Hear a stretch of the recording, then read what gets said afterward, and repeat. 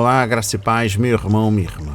Estamos iniciando a leitura da Bíblia em 365 dias, uma dose de amor com a palavra de Deus, sendo hoje o 30º dia. Tem em mãos o nosso kit de fé, bloco de anotação, caneta ou lápis. A Bíblia é tão importante quanto a sua leitura diariamente nos traz refrigério para a alma e sabedoria, fortalecendo a nossa fé e esperança. O mais importante, nos aproxima de Deus e da sua verdade. Para o dia de hoje, trago para leitura e compreensão bíblica o livro de Gênesis, capítulo 39, livro de Salmos, capítulo 30, e o livro do apóstolo João, capítulo 14, versículos 1 a 14. Meu irmão, minha irmã, todos nós temos a necessidade de estarmos em comunhão com Deus diariamente. E esta comunhão é através da leitura da Bíblia. Lhe convido agora a clamar ao Senhor, para que revele a compreensão de sua palavra. Repete comigo: Senhor, me dê a compreensão da palavra. Estamos vivendo um tempo em que todos sabem e todos detêm da verdade espalhada nas redes sociais. Mas hoje eu quero conhecer a sua verdade através da leitura, através da compreensão. Senhor, me dê compreensão no dia de hoje da sua palavra. Amém, Jesus. Se desconecte de tudo e permita que a palavra do Senhor adentre em nossos corações. José na casa de Potifar. José foi levado para o Egito e Potifar, oficial de Faraó, comandante da guarda egípcio, comprou-o dos ismaelitas que o tinham levado para lá. O Senhor Deus estava com José, que veio a ser homem próspero, e estava na casa de seu dono egípcio. Potifar viu que o Senhor estava com José, e que tudo o que ele fazia, o Senhor prosperava em suas mãos. Assim José achou favor diante dos olhos de seu dono e o servia. E ele pôs José por mordomo de sua casa e lhe passou às mãos tudo o que tinha. E desde que Potifar o fez mordomo de sua casa, encarregado de tudo o que tinha, o Senhor abençoou a casa do egípcio por causa de José. A bênção do Senhor estava sobre tudo o que tinha, tanto em casa como no campo. Potifar confiou tudo o que tinha às mãos de José, de maneira que não se preocupava com nada, a não ser com o pão que comia. José tinha um belo porte e boa aparência. Assim, depois de algum tempo, a mulher de Potifar pôs os olhos em José e lhe disse: "Venha para a cama comigo." Ele, porém, recusou e disse à mulher do seu dono: "Escute, o meu senhor não se preocupa com nada do que existe nesta casa, porque eu estou aqui. Tudo o que tem, ele passou às minhas mãos. Não há ninguém nesta casa que esteja acima de mim. Ele não me vedou nada, a não ser a senhora, porque é a mulher dele. Como, pois, cometeria eu tamanha maldade e pecaria contra Deus?" Ela falava com José todos os dias, mas ele não lhe dava ouvidos, recusando-se a ir para a cama com ela e a ficar perto dela. Aconteceu, porém, que certo dia José entrou na casa para fazer o seu serviço e ninguém dos de casa se achava presente. Então ela o pegou pela roupa e lhe disse: "Venha para a cama comigo." Ele, porém, deixando a roupa nas mãos dela, saiu, fugindo para fora. Quando notou que José tinha fugido para fora, mas havia deixado a roupa nas mãos dela, chamou pelos homens de sua casa e lhes disse: "Vejam, meu marido nos trouxe este hebreu para nos humilhar. Ele entrou no meu quarto querendo me levar para a cama, mas eu gritei bem alto. Quando ele ouviu que eu levantava a voz e gritava, deixou a roupa ao meu lado e saiu, fugindo para fora." Ela conservou junto de si a roupa de José até que o dono dele voltasse para casa. Então lhe falou, segundo as mesmas palavras, e disse: "O escravo hebreu que você nos trouxe entrou no meu quarto para me humilhar. Mas quando levantei a voz e gritei, Ele deixou a roupa ao meu lado e fugiu para fora. Quando o dono ouviu as palavras de sua mulher, que lhe disse: "Foi assim que o seu escravo me tratou", ele ficou irado. E o dono de José o tomou e o lançou na prisão, no lugar onde os presos do rei estavam encarcerados. Ali José ficou na prisão. O Senhor, porém, estava com José. Foi bondoso com ele e fez com que encontrasse favor aos olhos do carcereiro. Este confiou às mãos de José todos os presos que estavam no cárcere. E José fazia tudo o que se devia fazer ali. O carcereiro não se preocupava com nada do que tinha sido entregue às mãos de José, porque o Senhor estava com ele e tudo o que ele fazia, o Senhor prosperava. Amém. Compreendendo o livro de Gênesis, capítulo 39, uma exposição bíblica dos versículos 1 a 5. José foi vendido como escravo por seus irmãos e levado para o Egito. Capítulo 37, versículo 36. Para ser vendido novamente. Considerado morto quando seus irmãos voltaram para casa, ele estava vivo e muito bem onde Deus o queria. Quando José estava em casa, em Hebrom, seus irmãos o consideravam um encrenqueiro, mas no Egito ele era uma fonte de bênçãos, porque Deus estava com ele. O Todo-Poderoso prometeu a Abraão que seus descendentes trariam bênção a outras nações. Capítulo 12, versículos 1 a 3. E José cumpriu essa promessa no Egito. Como o bem-aventurado descrito no Salmo 1, tudo o que ele fez prosperou. As circunstâncias imediatas em nossa vida nem sempre são os melhores indicadores das bênçãos ou da direção de Deus. Compreendendo o versículo 5, José era muito querido pelas pessoas na casa de Potifar e, em meio ao culto pagão aos ídolos do Egito, ele testemunhava acerca do Deus vivo e verdadeiro. Era um trabalhador honesto e fiel, e as pessoas com quem vivia e trabalhava entenderam a mensagem. Deus observou o caráter e a conduta de José e fez dele uma bênção. E sem que ele soubesse, Deus planejou cumprir os sonhos que lhe tinha dado. Você já observou um homem habilidoso em seu trabalho? Será promovido ao serviço real? Não trabalhará por gente obscura. Provérbios 22, versículo 29. Se tivesse ficado em casa sendo mimado por seu pai, José não teria desenvolvido o tipo de caráter resultante do trabalho árduo e da obediência à ordem. O método usado por Deus para nos desenvolver é nos dar um trabalho para fazer e pessoas a quem obedecer. Ele nos prova como servos antes de nos promover a governantes. Mateus 25, versículo 21. Antes de Deus permitir que exercemos autoridade, temos de estar sob algum comando e aprender a obedecer. Uma exposição bíblica dos versículos 6 a 18. Por mais que as pessoas falem de amor e defendem o sexo fora do casamento, essa experiência é errada, vil e degradante. Fornicação e adultério transformam um rio cristalino em esgoto e convertem pessoas livres em escravos e, depois, em animais. Referência a Provérbios 5, versículos 15 a 23, capítulo 7, versículos 21 a 23. O que começa como doçura logo se transforma em veneno.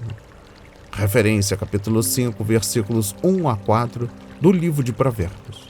José não estava disposto a sacrificar sua pureza ou sua integridade somente para agradar a mulher de seu senhor.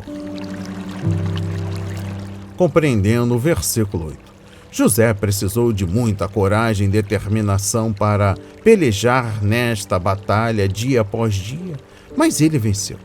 Ele explicou à mulher por que não cooperaria. Primeiro, ela era esposa de outro homem.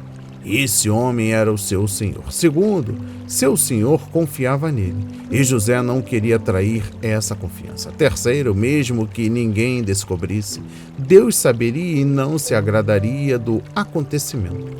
Tudo o que ela pedia era um momento de prazer, mas, para José, isso seria uma grande maldade contra Deus. Versículo 9. Autocontrole é um fator importante na formação do caráter e algo que nos prepara para a liderança. Como a cidade com seus muros derrubados, assim é quem não sabe dominar-se. Provérbios 25, versículo 28. Quando não há paredes, qualquer coisa pode entrar ou sair. José teve autocontrole, ao contrário de Sansão, que usou o corpo para satisfazer seus prazeres. José, no final, governou sentado em um trono, enquanto Sansão chegou ao fim da vida debaixo de uma pilha de escombros. Juízes 16, versículos 23 a 31. Exposição bíblica dos versículos 10 a 23. E aqui finalizaremos a leitura no livro de Gênesis, capítulo 39. Deus permitiu que José fosse tratado injustamente e colocado na prisão para formar seu caráter e prepará-lo para as tarefas que teria pela frente. A prisão seria uma escola onde José aprenderia a esperar no Senhor até chegar seu tempo de ser justificado e cumprir seus sonhos. José teve tempo para pensar, orar e meditar no significado dos 2 sonhos que Deus lhe tinha dado. Ele aprenderia que as aparentes demoras de Deus não são respostas negativas. Enquanto isso, José encontrou maneiras de ser produtivo e responsável e de viver com integridade. Viver com integridade. O lugar onde nos encontramos nunca deve ser o guia definitivo para as nossas ações. Ação de graças pela libertação da morte. Salmo de Davi, cântico da dedicação da casa. Eu te exaltarei, Senhor, porque tu me livraste, e não permitiste que os meus inimigos se alegrassem contra mim. Senhor, meu Deus, clamei a ti por socorro, e tu me curaste. Senhor, da sepultura fizeste subir a minha alma. Preservaste-me a vida para que não descesse ao abismo. Cantem louvores ao Senhor, vocês que são os seus santos, e deem graças ao seu santo nome, porque a sua ira dura só um momento, mas o seu favor dura a vida inteira. O choro pode durar uma noite, mas a alegria vem pela manhã. Eu disse na minha prosperidade, jamais serei abalado. Tu, Senhor, por teu favor, fizeste permanecer forte a minha montanha. Apenas voltaste o rosto, fiquei logo com medo. Por ti, Senhor, clamei, ao Senhor implorei. Que proveito obterás do meu sangue quando baixo a cova? Será que o pó é capaz de te louvar? Poderá ele declarar a tua verdade? Ouve, Senhor, e tem compaixão de mim. Sê tu, Senhor, o meu auxílio.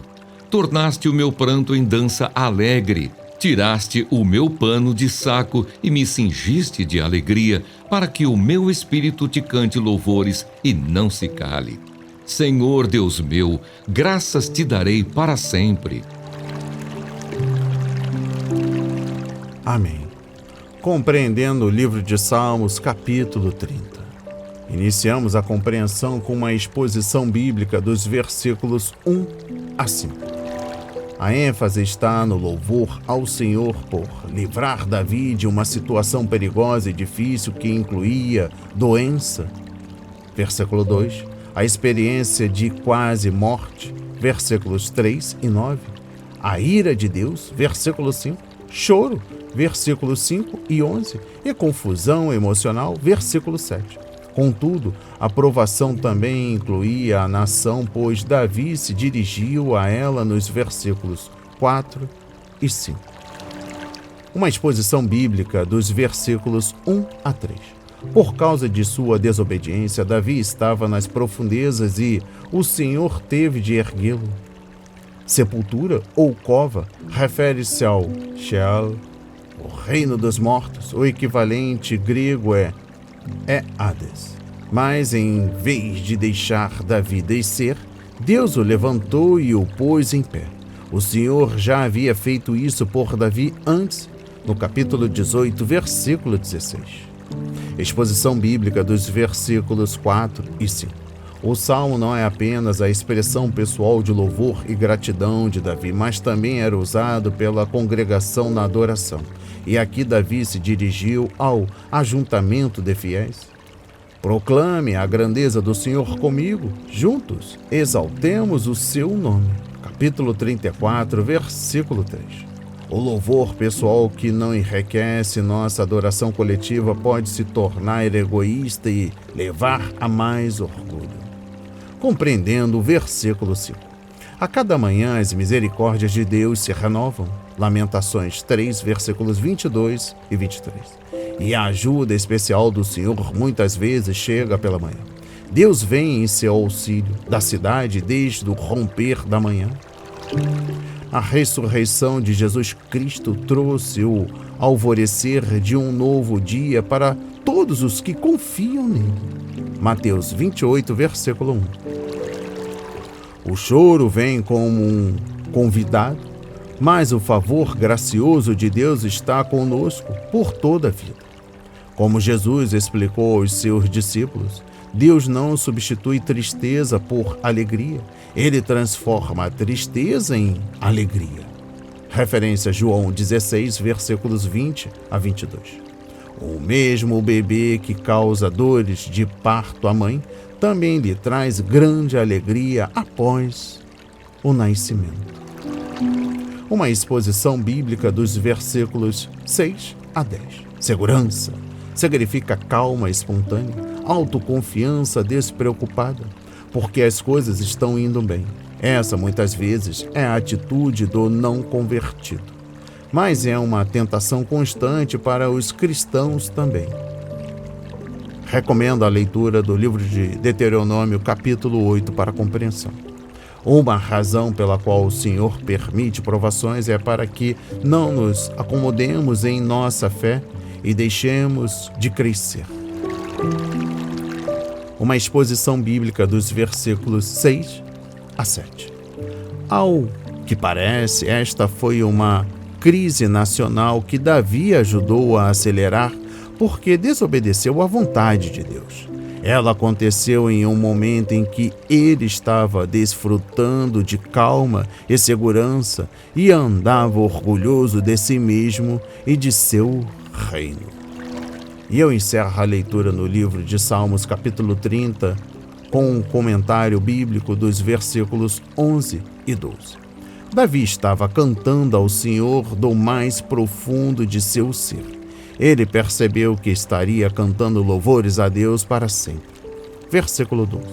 Por isso, quis começar a se preparar naquele momento. Todas as experiências difíceis da vida, e Davi viveu muitas delas, são oportunidades para derramar lamúrias ou para ensaiar os cânticos que serão entoados no céu. Temos uma vida de graça, versículo 5, para nos preparar para uma eternidade de glória. Jesus, o caminho para o Pai. Que o coração de vocês não fique angustiado. Vocês creem em Deus, creiam também em mim. Na casa de meu Pai há muitas moradas. Se não fosse assim, eu já lhes teria dito. Pois vou preparar um lugar para vocês. E quando eu for e preparar um lugar, voltarei e os receberei para mim mesmo, para que onde eu estou, vocês estejam também. E vocês conhecem o caminho para onde eu vou. Então Tomé disse a Jesus: Não sabemos para onde o Senhor vai. Como podemos saber o caminho? Jesus respondeu: Eu sou o caminho, a verdade e a vida. Ninguém vem ao Pai senão por mim. Se vocês me conheceram, conhecerão também o meu Pai. e desde agora vocês o conhecem e têm visto. Filipe disse a Jesus: Senhor, mostre-nos o Pai, e isso nos basta. Jesus respondeu: Há tanto tempo estou com vocês, Filipe, e você ainda não me conhece? Quem vê a mim, vê o Pai. Como é que você diz, mostre-nos o Pai? Você não crê que eu estou no Pai e que o Pai está em mim? As palavras que eu digo a vocês não as digo por mim mesmo, mas o Pai, que permanece em mim, faz as suas obras. Creiam que eu estou no Pai e que o Pai está em mim. Creiam ao menos por causa das mesmas obras. Em verdade, lhes digo que aquele que crê em mim fará também as obras que eu faço e outras maiores fará, porque eu vou para junto do Pai. E tudo o que vocês pedirem em meu nome, isso farei, a fim de que o Pai seja glorificado no Filho. Se me pedirem alguma coisa em meu nome, eu o farei. Amém. Comentários sobre o livro do apóstolo João, capítulo 14, versículos 1 a 14. Versículo 1. O fato de os apóstolos estarem com problemas não deve causar espanto. Afinal, Jesus havia anunciado que um deles era o traidor e, em seguida, advertido Pedro de que ele negaria o seu Senhor 3 vezes. Pedro, autoconfiante, estava certo de que não só seguiria o seu Senhor, mas até mesmo morreria com ele e por ele. Infelizmente, aquele discípulo não conhecia o próprio coração, assim como não conhecemos realmente o nosso, exceto por uma coisa: ele facilmente se perturba. Uma exposição bíblica dos versículos 2 a 4. Uma vez que o céu é onde o Pai habita, deve ser um lugar de amor e alegria. Quando o apóstolo João tentou descrever o céu, ele recorreu a símbolos e comparações. Apocalipse 21 e capítulo 22. Por fim, listou as coisas que não serão encontradas ali: morte, tristeza, pranto, dor, noite. Que lar maravilhoso o céu será, e os filhos de Deus desfrutarão dele para sempre. Compreendendo o versículo 3, esta é uma clara promessa do retorno de nosso Senhor para o seu povo. Alguns vão para o céu pelo vale da sombra da morte, mas aqueles que estiverem vivos quando Jesus voltar jamais verão a morte. Capítulo 11, versículos 25 e 26. Eles serão transformados a fim de serem como Cristo e então irão para o céu. 1 de Tessalonicenses, capítulo 4, versículos 13 a 18. Uma exposição bíblica dos versículos 7 a 11. O que significa conhecer o Pai?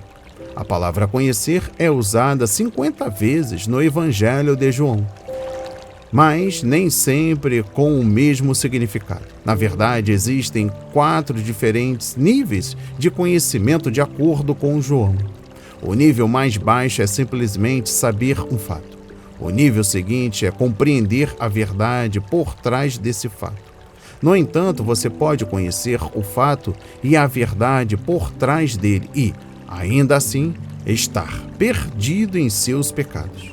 O terceiro nível implica relacionamento. Conhecer, neste caso, significa acreditar em uma pessoa e se relacionar com ela. Esta é a forma como conhecer é usada no capítulo 17, versículo 3. De fato, nas línguas originais, conhecer é também usado no relacionamento mais íntimo entre o homem e a mulher.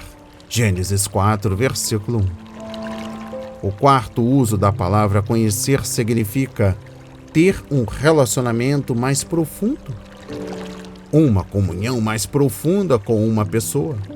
Era a esse nível que Paulo se referia quando escreveu: quero conhecer Cristo, Filipenses 3, versículo 10. Quando Jesus disse que conhecê-lo e vê-lo era o mesmo que conhecer e ver o Pai, ele estava afirmando ser Deus. Daquele momento em diante, os discípulos entenderiam mais e mais acerca do Pai, mesmo que Jesus os estivesse deixando. Compreendendo o versículo 12, as coisas ainda maiores se aplicaria inicialmente aos apóstolos, que receberam o poder de realizar milagres especiais como credenciais de seu ofício. Romanos 15, versículos 8 a 19 e Hebreus 2, versículos 3 a 4. Esses milagres não eram maiores em termos de qualidade, pois nenhum escravo é maior do que seu senhor. João 13, versículo 16. Mas sim, no âmbito de aplicação e em qualidade, Pedro pregou um sermão e 3.000 pecadores foram convertidos em um só dia. O fato de que pessoas comuns realizassem tais sinais os tornavam ainda mais maravilhosos e traziam grande glória para Deus. Atos 5, versículos 13 a 16. E finalizando a leitura no dia de hoje, e também no livro do apóstolo João, capítulo 14, trago um comentário bíblico dos versículos 13 e 14. Esta não é uma fórmula mágica que devemos automaticamente anexar a nossos pedidos de oração, garantindo que Deus irá responder a eles. Pedir alguma coisa do Pai em nome de Jesus significa que estamos pedindo o mesmo que Jesus pediria, aquilo que lhe agrada e o que lhe traria glória, promovendo sua obra. Por exemplo, quando o patrão permite a um funcionário usar seu nome para conduzir um encontro de negócios, está entregando a ele um grande privilégio, bem como uma enorme responsabilidade. Pedir algo em nome de Jesus deve estar amparado em toda revelação dada por Deus sobre oração em sua palavra. Com isso, Deus não está nos dando uma carta branca, na qual dizer em nome de Jesus seria o elemento de controle. Conhecer o nome de Deus significa conhecer sua natureza, o que ele é e o que ele quer fazer. Deus responde à oração a fim de honrar seu nome. Portanto, qualquer pedido que não glorifique o nome do Senhor não deve ser feito em seu nome. Que as palavras de hoje sejam semeadas em corações quebrantados para a honra e a glória do Senhor.